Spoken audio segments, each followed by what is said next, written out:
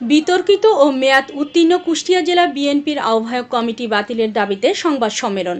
বিস্তারিত থাকছে কুষ্টিয়া থেকে এম.এ. শাহীন হোসেনের প্রতিবেদনে। কুষ্টিয়া জেলা বিএনপির বর্তমান আহ্বায়ক কমিটি বিতর্কিত ও মেয়াদ উত্তীর্ণ দাবি করে এই কমিটি বাতিলের দাবিতে সংবাদ সম্মেলন করেছে বিএনপির নেতাকর্মীরা। আজ বৃহস্পতিবার দুপুরে শহরের কারামায় চাইনিজ রেস্টুরেন্টে অনুষ্ঠিত উক্ত সংবাদ সম্মেলনে কুষ্টিয়া সদর উপজেলা বিএনপির সাবেক আহ্বায়ক বশিরুল আলম চাঁদ, জেলা বিএনপির যুগ্ম সাধারণ সম্পাদক কাজল মাজমাদার, আব্দুর রাজ্জাক বাচ্চু, মিরাজুল ইসলাম রিন্টু, সাবেক সাংগঠনিক সম্পাদক অ্যাডভোকেট শামীমুল হাসান অপু সহ বিএনপির সাবেক বিভিন্ন পর্যায়ের নেতৃবৃন্দরা উপস্থিত ছিলেন। এ সময় বক্তারা বলেন, আওয়ামী লীগ পুনর্বাসন সহ নানা কারণে বর্তমান জেলা বিএনপির আহ্বায়ক কমিটি বিতর্কিত হয়ে পড়ার পাশাপাশি এই কমিটির মেয়াদ উত্তীর্ণ হয়ে গেছে।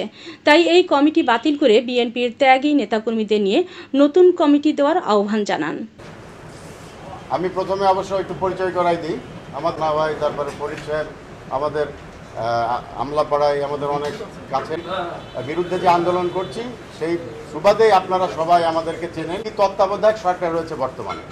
তো তত্ত্বাবধায়ক সরকারের কাছে আমাদের জনগণের জাতির প্রত্যাশী, তারা যেন অনতিবিলম্বে নির্বাচনের রোড ম্যাপ ঘোষণা করে ডিসেম্বরের মধ্যেই জিজ্ঞাসা থাকে প্রধান মূল্যায়ন কিন্তু কখনো করা হয়নি।